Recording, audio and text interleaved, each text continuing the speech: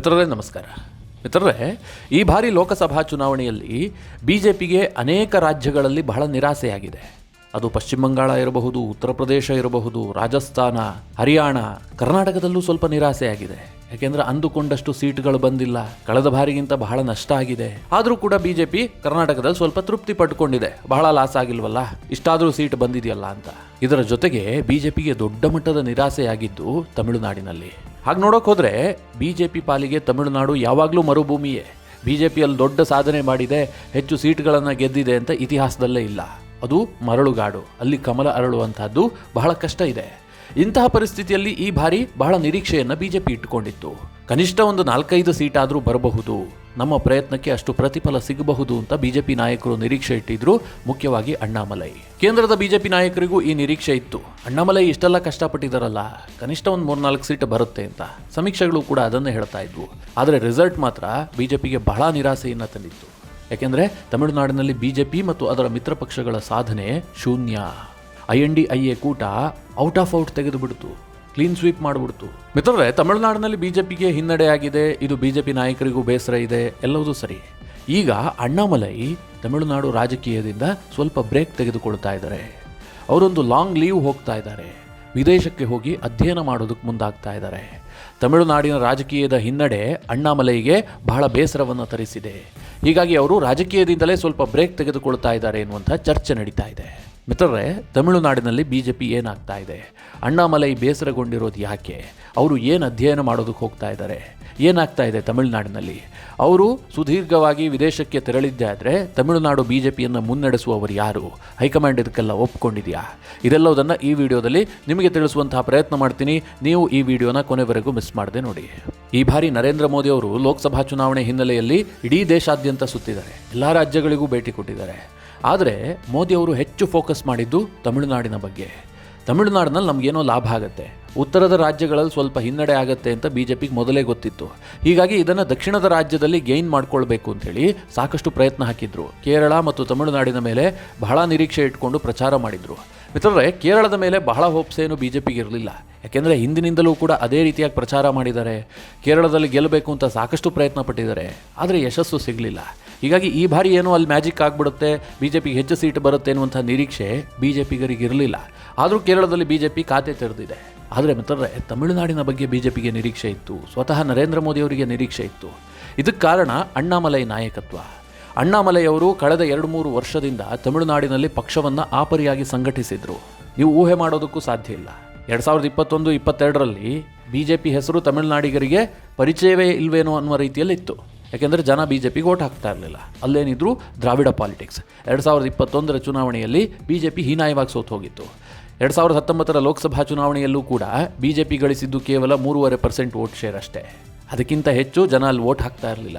ನರೇಂದ್ರ ಮೋದಿ ಅವರು ಇಡೀ ದೇಶದಲ್ಲಿ ಜನಪ್ರಿಯ, ಎಲ್ಲ ರಾಜ್ಯದಲ್ಲೂ ಮೋದಿ ಫ್ಯಾನ್ಸ್ ಇದ್ದಾರೆ. ಆದರೆ ತಮಿಳುನಾಡಿಗೆ ಬಂದರೆ ಗೋ ಬ್ಯಾಕ್ ಮೋದಿ ಅನ್ನುವಂಥ ಸ್ಲೋಗನ್ಗಳು ಕೇಳಿಬರ್ತಾ ಇದ್ವು, ಜನ ಮೋದಿಯನ್ನು ವಿರೋಧಿಸ್ತಾ ಇದ್ರು. ಹೀಗಾಗಿ ಬಿಜೆಪಿ ತಮಿಳುನಾಡಿನಲ್ಲಿ ಗೆಲ್ಲೋದಕ್ಕೆ ಸಾಧ್ಯ ಇಲ್ಲ ಅಂತ ಅಂದುಕೊಂಡಿತ್ತು.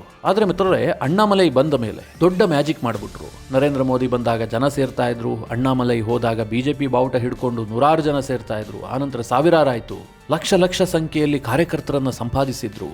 ಇದನ್ನೆಲ್ಲ ನೋಡಿದಾಗ ಏನನ್ನಿಸ್ತಾ ಇತ್ತು, ತಮಿಳುನಾಡಿನಲ್ಲಿ ರಾಜಕೀಯ ಒಂದು ಅಲೆ ಎದ್ದಿದೆ, ಈ ಬಾರಿ ಬಿಜೆಪಿ ಹೆಚ್ಚು ಸೀಟನ್ನು ಗೆಲ್ಲಬಹುದು ಅಂತ. ಇದಕ್ಕೆ ಪ್ರತಿಯಾಗಿ ಮಿತ್ರರೇ, ಅಣ್ಣಾಮಲೈಯವರು ಕೂಡ ಎಣ್ಮಣ್ ಎನ್ ಮಕ್ಕಳ್ ಅನ್ನುವಂಥ ಹೆಸರಿನಲ್ಲಿ ಒಂದು ದೊಡ್ಡ ಪಾದಯಾತ್ರೆಯನ್ನು ಮಾಡಿದ್ರು. ಬಹುಶಃ ತಮಿಳುನಾಡು ರಾಜಕಾರಣದಲ್ಲಿ ಇದೊಂದು ದೊಡ್ಡ ಇತಿಹಾಸ. 234 ವಿಧಾನಸಭಾ ಕ್ಷೇತ್ರವನ್ನು ಅಣ್ಣಾಮಲೈ ತಲುಪಿದ್ರು, ಪಾದಯಾತ್ರೆ ಮೂಲಕ ತಲುಪಿದ್ರು. ಅಣ್ಣಾಮಲೈ ಹೋದಂಥ ಸಂದರ್ಭದಲ್ಲಿ ಜನ ಸೇರ್ತಾ ಇದ್ರು. ಇದಕ್ಕೆ ಪ್ರತಿಯಾಗಿ ಏನಾಯಿತು, ಅಣ್ಣಾಮಲೈ ಈ ಬಾರಿ ಲೋಕಸಭಾ ಚುನಾವಣೆಯಲ್ಲಿ ಕೊಯಮತ್ತೂರಿನಿಂದ ಸ್ಪರ್ಧೆ ಮಾಡಿದ್ರು. ಕೊಯಮತ್ತೂರು ಲೋಕಸಭಾ ಕ್ಷೇತ್ರದಲ್ಲಿ ಸ್ವತಃ ಸ್ಪರ್ಧೆ ಮಾಡಿದ್ರು. ಅಣ್ಣಾಮಲೈ 1,17,000 ವೋಟ್ಗಳಿಂದ ಸೋತು ಹೋದರು.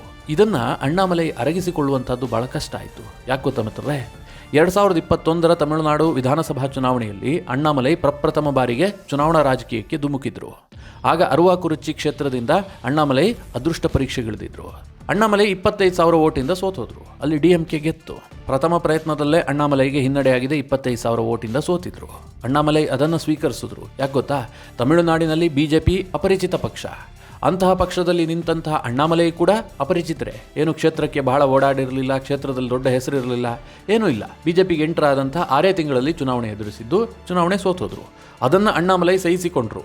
ಈಗ ಮಿತ್ರರೇ, ತಮಿಳುನಾಡಿನಲ್ಲಿ ಇಷ್ಟೆಲ್ಲ ಪಾಪ್ಯುಲಾರಿಟಿ ಇತ್ತು, ರಾಜ್ಯ ಇಡೀ ಸುತ್ತಿದ್ದಾರೆ, ಕಾರ್ಯಕರ್ತರನ್ನು ಸಂಪಾದಿಸಿದ್ದಾರೆ. ಇಷ್ಟೆಲ್ಲ ಆದರೂ ಕೂಡ ತಮಿಳುನಾಡಿನಲ್ಲಿ ಜಯ ಸಿಕ್ಕಿಲ್ಲ. ಕೊಯಮತ್ತೂರಿನಲ್ಲಿ 1,17,000 ಓಟ್ಗಳಿಂದ ಸೋತ್ಬಿಟ್ನಲ್ಲ. ಇದು ಅಣ್ಣಾಮಲೈಗೆ ಬಹಳವಾಗಿ ಕಾಡ್ತಾ ಇದೆ. 2 ಚುನಾವಣೆಯಲ್ಲೂ ಕೂಡ ಸೋಲಾಯಿತು. ತಮಿಳುನಾಡಿನ ಅಧ್ಯಕ್ಷನಾಗಿ ನನಗೇ ಸ್ವತಃ ಸೋಲಾಯಿತು. ಹೀಗೆಲ್ಲ ಅಣ್ಣಾಮಲೈಗೆ ಕಾಡ್ತಾ ಇದೆ. ಮಿತ್ರರೇ, ರಾಜಕಾರಣಿಗಳಿಗೆ ಹಿನ್ನಡೆ ಆದರೆ ಅನೇಕರು ಅನೇಕ ದಾರಿಯನ್ನು ತುಳಿತಾರೆ. ಕೆಲವರು ಏನು ಮಾಡ್ತಾರೆ, ಮೈತ್ರಿ ಮಾಡ್ಕೊಳ್ತಾರೆ. ಹೇಗಾದರೂ ಆಗಿ ಗೆಲ್ಲೇಬೇಕು ಅಂತೇಳಿ ಇನ್ನೊಂದು ಪಕ್ಷದ ಜೊತೆಗೆ ಮೈತ್ರಿಯೋ ಅಥವಾ ಪಕ್ಷಾಂತರ ಮಾಡೋದೋ. ನೀವು ನೋಡ್ಬೋದು ರಾಜಕಾರಣಿಗಳನ್ನು, 2-3 ಸೋಲಾದರೆ ಯಾವ ರಾಜಕಾರಣಿಗಳು ಕೂಡ ಸಹಿಸ್ಕೊಂಡು ಅದೇ ಪ್ಲೇಸ್ನಲ್ಲಿ ಇರೋದಿಲ್ಲ. ಒಮ್ಮೆ ಸೋಲಾಯಿತು ಸಹಿಸ್ಕೊಳ್ತಾರೆ, 2ನೇ ಬಾರಿಗೆ ಮತ್ತೆ ನಿಲ್ತಾರೆ. ಆಗಲೂ ಸೋಲಾಯಿತು ಅಂತಂದರೆ ಪಕ್ಷಾಂತರ ಮಾಡಿಬಿಡ್ತಾರೆ. ಯಾವ ಪಕ್ಷದ ಕುದುರೆ ಓಡ್ತಾ ಇದೆ ನೋಡ್ತಾ ಇರ್ತಾರೆ, ಆ ಪಕ್ಷದ ಕುದುರೆ ಇರ್ತಾರೆ. ಕರ್ನಾಟಕ ರಾಜಕಾರಣವನ್ನೇ ನೋಡಿ ಅಥವಾ ದೇಶದ ರಾಜಕಾರಣ ನೋಡಿ, ಸುದೀರ್ಘವಾಗಿ ಸೋಲಾಗ್ತಾ ಇದ್ದರೆ ಅದೇ ಸಿದ್ಧಾಂತ, ಅದೇ ಪಕ್ಷ ಅಂತ ಕೂತಿರೋದಿಲ್ಲ. ಅದರಲ್ಲೂ ಕೂಡ ಮಿತ್ರರೇ, ಅಣ್ಣಾಮಲೈ ಏನು ಕರ್ನಾಟಕದಲ್ಲಿ IPS ಆಫೀಸರ್ ಆಗಿದ್ದಂಥವ್ರು. IPSನಲ್ಲಿ ದೊಡ್ಡ ಹೆಸರಿತ್ತು, ಕರ್ನಾಟಕದ ಸಿಂಗಮ್ ಅಂತ ಕರೀತಾ ಇದ್ರು. ಇಂತಹ ಅಣ್ಣಾಮಲೈ ತಮಿಳುನಾಡಿಗೆ ಹೋಗಿ ಪಾಲಿಟಿಕ್ಸ್ ಮಾಡ್ತೀನಿ ಅಂತ ಹೇಳಿ ಪ್ರತಿ ಬಾರಿಯೂ ಸೋಲಾಗ್ತಾ ಇದೆ. 2 ಸೋಲಾಯಿತು. ಸಹಜವಾಗಿ ಬೇರೆ ನಿರ್ಧಾರ ಕೈಗೊಳ್ಳಬಹುದು ಅಂತ ಎಲ್ಲ ನಿರೀಕ್ಷೆಗಳಿದ್ವು. ಆದರೆ ಮಿತ್ರರೇ, ಅಣ್ಣಾಮಲೈ ಅಧ್ಯಯನದ ಹಾದಿಯನ್ನು ಹಿಡಿದಿದ್ದಾರೆ. ಅವರೀಗ ಯೂನಿವರ್ಸಿಟಿ ಆಫ್ ಆಕ್ಸ್ಫರ್ಡ್ಗೆ ತೆರಳುತ್ತಾ ಇದ್ದಾರೆ, ಅಂದರೆ UK ಹೋಗ್ತಾ ಇದ್ದಾರೆ. UKಯಲ್ಲಿ ಒಂದು ಫೆಲೋಶಿಪ್ಪನ್ನು ಪಡೆಯೋದಕ್ಕೋಸ್ಕರವಾಗಿ ಅಣ್ಣಾಮಲೈ ಹೋಗ್ತಾ ಇದ್ದಾರೆ. ಸೆಪ್ಟೆಂಬರ್ ಮಧ್ಯಭಾಗದಿಂದ ಡಿಸೆಂಬರ್ವರೆಗೂ ಕೂಡ ಈ ಫೆಲೋಶಿಪ್ ಇರುತ್ತೆ. ಸರಿಸುಮಾರು 3.5 ತಿಂಗಳ ಕಾಲ ಅಣ್ಣಾಮಲೈ ಅಧ್ಯಯನ ಮಾಡ್ತಾರೆ. ಯಾವುದಕ್ಕೆ ಸಂಬಂಧಪಟ್ಟಂತೆ ಲೀಡರ್ಶಿಪ್ ಕ್ವಾಲಿಟಿಯನ್ನು ಇಂಪ್ರೂವ್ ಮಾಡ್ಕೊಳ್ಳೋದಕ್ಕೋಸ್ಕರವಾಗಿ ಇರುವಂತಹ ಫೆಲೋಶಿಪ್ ಇದು. ಚುನಾವಣೆಗೂ ಮುಂಚೆನೇ ಅಣ್ಣಾಮಲೈ ಇದಕ್ಕೆ ಅಪ್ಲಿಕೇಶನ್ ಹಾಕಿದ್ರಂತೆ. ಈಗ ಅದು ಅಕ್ಸೆಪ್ಟ್ ಆಗಿದೆ. ಅಣ್ಣಾಮಲೈಗೆ ಆಹ್ವಾನ ಬಂದಿದೆ ಈ ಫೆಲೋಶಿಪ್ನಲ್ಲಿ ಅಣ್ಣಾಮಲೈ ಅಧ್ಯಯನ ಮಾಡೋದಕ್ಕೆ.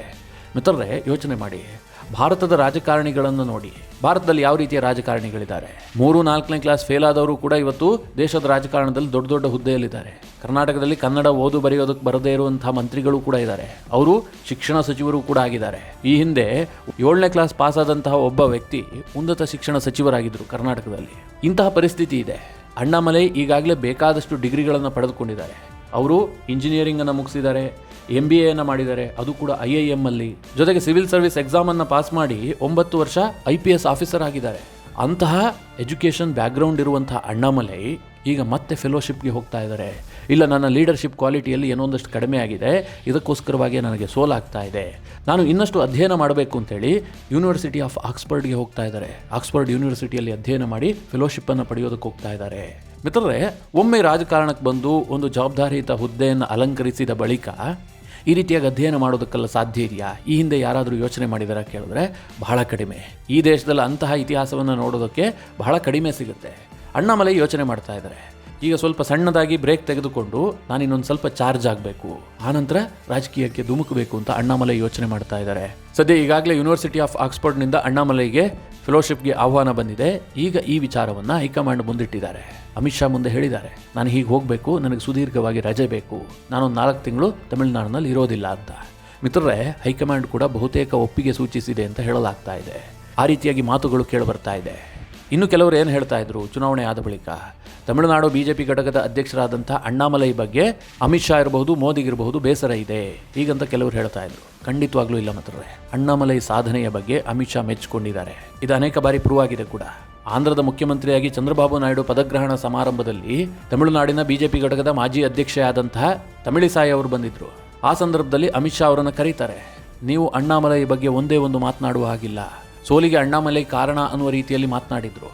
ತಮಿಳಿಸಾಯಿಯನ್ನು ವೇದಿಕೆಯಲ್ಲೇ ಕರೆದು ಅಮಿತ್ ಶಾ ಎಚ್ಚರಿಕೆಯನ್ನು ಕೊಟ್ಟಿದ್ದರು, ನೀವು ಮಾತನಾಡುವ ಹಾಗಿಲ್ಲ ಅಂತ. ಅದು ಬಹಳ ಚರ್ಚೆ ಆಗಿತ್ತು.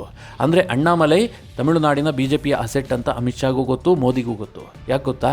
2019ರಲ್ಲಿ BJP 3-3.5% ವೋಟ್ ಶೇರನ್ನು ಪಡೆದುಕೊಂಡಿತ್ತು. ಆದರೆ ಈ ಬಾರಿ ತಮಿಳುನಾಡು ಚುನಾವಣೆಯಲ್ಲಿ 11.24% ವೋಟ್ ಶೇರನ್ನು ತೆಗೆದುಕೊಂಡಿದೆ. ಇದಕ್ಕೆ ಕಾರಣ ಆಗಿರುವಂಥದ್ದು ಅಣ್ಣಾಮಲೈ.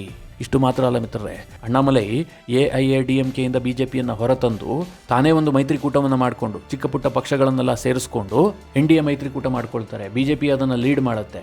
ಈ ಮೈತ್ರಿಕೂಟ ಒಟ್ಟು 18.28% ವೋಟ್ ಶೇರನ್ನು ತೆಗೆದುಕೊಂಡಿದೆ. ಅಂದರೆ BJPಯ ವೋಟ್ ಶೇರ್ ಜಾಸ್ತಿ ಆಗ್ತಾ ಇದೆ, NDA ಬಲವರ್ಧನೆಗೊಳ್ತಾ ಇದೆ. ಜೊತೆಗೆ 11 ಕ್ಷೇತ್ರದಲ್ಲಿ BJP 2ನೇ ಸ್ಥಾನಕ್ಕೆ ಬಂದಿದೆ. ಇದರ ಅರ್ಥ ಏನು ಕೇಳಿದ್ರೆ ತಮಿಳುನಾಡಿನಲ್ಲಿ BJPಯ ಭವಿಷ್ಯ ಇದೆ. ಅದಕ್ಕೆ ಅಣ್ಣಾಮಲೈನೇ ಕಾರಣ. ಎಲ್ಲವೂ ಕೂಡ ರಾತ್ರಿ ಬೆಳಗಾಗುವಷ್ಟರಲ್ಲಿ ಆಗೋದಿಲ್ಲ. ಮಿತ್ರರೇ, ಒಡಿಶಾದಲ್ಲಿ ಈ ಬಾರಿ ಪ್ರಪ್ರಥಮ ಬಾರಿಗೆ BJP ಸರ್ಕಾರ ಮಾಡಿದೆ. ಅಲ್ಲಿ ಲೋಕಸಭಾ ಚುನಾವಣೆಯಲ್ಲೂ ಕೂಡ BJP ಕ್ಲೀನ್ ಸ್ವೀಪ್ ಮಾಡಿದೆ. 20 ಕ್ಷೇತ್ರ ಗೆದ್ದಿದ್ದಾರೆ ಅಲ್ಲಿ BJPಯವರು. ಚುನಾವಣೆಗೂ ಮುಂಚೆ ಅನೇಕರು ಚರ್ಚೆ ಮಾಡ್ತಾ ಇದ್ರು, BJD ಜೊತೆಗೆ BJP ಒಪ್ಪಂದ ಮಾಡ್ಕೊಳ್ಬೇಕು, ಮೈತ್ರಿ ಮಾಡ್ಕೊಳ್ಬೇಕು ಅಂತ. BJP ಅಂತಿಮ ಕ್ಷಣಗಳಲ್ಲಿ ಈ ನಿರ್ಧಾರವನ್ನು ಕೈಗೊಂಡಿಲ್ಲ. ಯಾಕೆ ಗೊತ್ತಾ? ಅಲ್ಲಿರುವಂತಹದ್ದು BJD ಮತ್ತು BJP ಇಬ್ಬರೇ ಇರುವಂತಹದ್ದು. ಕಾಂಗ್ರೆಸ್ನ ಅಸ್ತಿತ್ವ ಇಲ್ಲ. ಒಂದು ವೇಳೆ BJP ಏನಾದರೂ BJD ಜೊತೆಗೆ ಒಪ್ಪಂದ ಮಾಡಿಕೊಂಡು ಮೈತ್ರಿ ಮಾಡ್ಕೊಂಡಿದ್ದೆ ಆದರೆ ಚುನಾವಣಾ ರಿಸಲ್ಟ್ ಬೇರೆ ಆಗಿರ್ತಿತ್ತು. ಸರ್ಕಾರ BJP ಮತ್ತು BJDಯದ್ದೇ ಬರ್ತಾ ಇತ್ತು. ಆದರೆ ಅಲ್ಲಿ ಕಾಂಗ್ರೆಸ್ ಎಮರ್ಜ್ ಆಗ್ತಾ ಇತ್ತು. ಕಾಂಗ್ರೆಸ್ ದೊಡ್ಡ ಪಕ್ಷವಾಗ್ತಾ ಇತ್ತು, ವಿರೋಧ ಪಕ್ಷವಾಗ್ತಾ ಇತ್ತು. ಅಸ್ತಿತ್ವವೇ ಇಲ್ಲದ ಕಾಂಗ್ರೆಸ್ಸನ್ನು ಬೆಳೆಸಿದಂತಾಗ್ತಾ ಇತ್ತು. ಹೀಗಾಗಿ BJP ಏನು ಮಾಡ್ತು? ಸ್ಟ್ರಾಟಜಿ ಮಾಡ್ತು. ನಾವು ಶ್ರಮ ವಹಿಸಬೇಕು, ಏಕಾಂಗಿಯಾಗಿ ಹೋರಾಟ ಮಾಡಬೇಕು, ಇದು ನಮಗೆ ಲಾಭ ಆಗುತ್ತೆ ಅಂತ BJD ಜೊತೆಗೆ ಒಪ್ಪಂದ ಮಾಡ್ಕೊಂಡಿಲ್ಲ. ಒಡಿಶಾದಲ್ಲಿ ಅದು ಕೈ ಹಿಡಿತು. ಈಗ ತಮಿಳುನಾಡಿನಲ್ಲೂ ಕೂಡ BJPಗೆ ಅಸ್ತಿತ್ವ ಇರಲಿಲ್ಲ. ಈಗ ನಿಧಾನವಾಗಿ ಜನ ಅದನ್ನು ಒಪ್ಪೋದಕ್ಕೆ ಶುರು ಮಾಡ್ತಾ ಇದ್ದಾರೆ. ಈಗ ನಾವು ರಾತ್ರಿ ಬೆಳಗಾಗುವಷ್ಟರಲ್ಲಿ ಪಕ್ಷವನ್ನು ಸಂಘಟಿಸಬೇಕು, ಮ್ಯಾಜಿಕ್ ಮಾಡಬೇಕು ಅಂತ ಆಗೋದಿಲ್ಲ. ಸಮಯಾವಕಾಶ ಹಿಡಿಯುತ್ತೆ. ಈಗ ಒಳ್ಳೆ ಲೀಡರ್ಶಿಪ್ ಸಿಕ್ಕಿದೆ, ಅದನ್ನು ಕಳೆದುಕೊಳ್ಬಾರ್ದು ಅಂತೇಳಿ ಅಮಿತ್ ಶಾಗೂ ಅನಿಸಿದೆ, ನರೇಂದ್ರ ಮೋದಿ ಅವರಿಗೂ ಅನಿಸಿದೆ. ಇದೇ ಕಾರಣದಿಂದ ಅಣ್ಣಾಮಲೈ ಲೀಡರ್ಶಿಪ್ಪನ್ನು ಹಾಗೆ ಕಂಟಿನ್ಯೂ ಮಾಡ್ತಾ ಇದ್ದಾರೆ. ಈಗ ಒಂದು ವೇಳೆ ಅಣ್ಣಾಮಲೈ 4 ತಿಂಗಳ ಕಾಲ ವಿದೇಶ ಪ್ರವಾಸ ಕೈಗೊಂಡರೂ ಕೂಡ ಅವರೇ BJP ಅಧ್ಯಕ್ಷರಾಗಿ ಮುಂದುವರಿತಾರೆ. ಪ್ರಭಾರಿಯಾಗಿ BJPಯನ್ನು ಒಂದು 4 ತಿಂಗಳು ಬೇರೆಯವರು ಮುನ್ನಡೆಸಬಹುದು. ಆದರೆ ಅದಕ್ಕೇನಂತ ಮಹತ್ವ ಇರೋದಿಲ್ಲ. ಯಾಕೆ ಅಂತಂದರೆ ತಮಿಳುನಾಡಿನಲ್ಲಿ ಯಾವುದೇ ಚುನಾವಣೆ ಇಲ್ಲ. ಇರುವಂಥದ್ದು 2026ರ ಚುನಾವಣೆ. ಈ ಚುನಾವಣೆಗೆ BJPಯನ್ನು ಸಜ್ಜುಗೊಳಿಸಬೇಕಾಗಿದೆ. ಇದಕ್ಕಾಗಿ ಅಣ್ಣಾಮಲೈ ಒಂದು ಬ್ರೇಕ್ ತೆಗೆದುಕೊಂಡು ಮರಳುತ್ತಾರೆ ಅಂತ ಹೇಳಲಾಗ್ತಾ ಇದೆ. ಈ ದೇಶದಲ್ಲಿ ಚುನಾವಣೆ ಆದ ನಂತರ ಅನೇಕರು ಅನೇಕ ರೀತಿಯಲ್ಲಿ ಬ್ರೇಕ್ ತೆಗೆದುಕೊಳ್ತಾರೆ. ಕೆಲವರು ವಿದೇಶ ಪ್ರವಾಸ ಕೈಗೊಂಡು ಮಜಾ ಮಾಡ್ತಾರೆ, ಪಾರ್ಟಿ ಪಬ್ಬು ಅಂತ ಓಡಾಡ್ತಾರೆ, ವಾರಗಟ್ಟಲೆ ವಿದೇಶದಲ್ಲಿ ಹೋಗಿ ಮೋಜು ಮಸ್ತಿ ಮಾಡಿ ಬರ್ತಾರೆ. ಆದರೆ ಅಣ್ಣಾಮಲೈ ಚುನಾವಣೆ ಆದ ಬಳಿಕ 2 ಸೋಲಾಗಿದೆ ನನಗೆ, ಈಗ ನಾನು ಇನ್ನಷ್ಟು ಎನರ್ಜಿಯನ್ನು ಪಡಿಬೇಕು, ಜ್ಞಾನವನ್ನು ಪಡಿಬೇಕು ಅಂತೇಳಿ ವಿದೇಶಕ್ಕೆ ಅಧ್ಯಯನಕ್ಕಾಗಿ ತೆರಳುತ್ತಾ ಇದ್ದಾರೆ. ಇದು ಈಗ ಮಿತ್ರರೇ ತಮಿಳುನಾಡಿನಲ್ಲಿ ದೊಡ್ಡ ಮಟ್ಟದಲ್ಲಿ ಸಂಚಲನ ಸೃಷ್ಟಿ ಮಾಡಿದೆ.